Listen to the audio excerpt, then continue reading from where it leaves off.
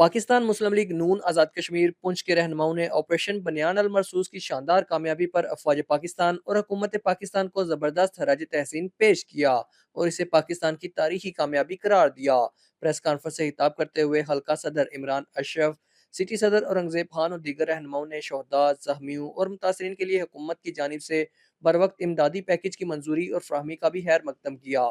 انہوں نے کہا کہ دشمن کے خلاف پاکستان کی شاندار کامیابی پر وزیر اعظم میاں محمد شہباز شریف، قائد مسلم لیگ نون میاں محمد نواز شریف اور پوری مرکزی قیادت مبارکباد کی مستحق ہے، جنہوں نے صرف 3 دن میں دشمن کو گھٹنے ٹیکنے پر مجبور کر دیا۔ رہنماؤں کا کہنا تھا کہ جب انڈیا نے پاکستان پر حملہ کیا تو کچھ عناصر نے پروپیگنڈا کیا کہ پاکستان کمزور ہے، لیکن پاکستان نے بھرپور جوابی کارروائی کر کے دشمن کو ناکوں چنے چبوائے۔ بعد ازاں یہی عناصر جنگ بندی کو بھی متنازع بنانے کی کوشش کرتے رہے۔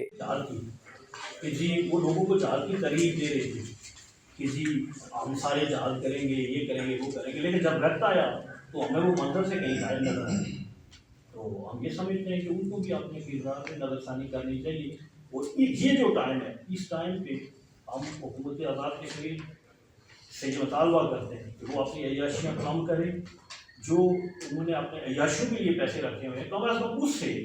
وہ جو ایل او سی پہ ہمارے بسنے والے لوگ ہیں ان کی مدد کرے، جو ہمارے لوگ شہید ہوئے ہیں ان کی مدد کرے، اور خاص کر جو ہم چونکہ جس کی یہ فائرنگ ہوئی اس میں ایل او سی پہ گئے تو وہ بڑی مشکل میں وہ اپنی زندگی گزار رہے ہیں، سامنے سے گولا آتا ہے تو